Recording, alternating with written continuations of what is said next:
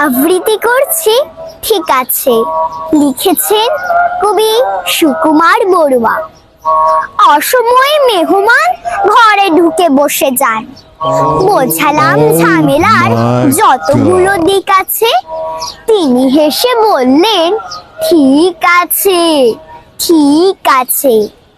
রেশনের পচা চাল, টল টলে বাসি ডাল, থালাটাও ভাঙা চোরা, মাটিটাও লিক আছে।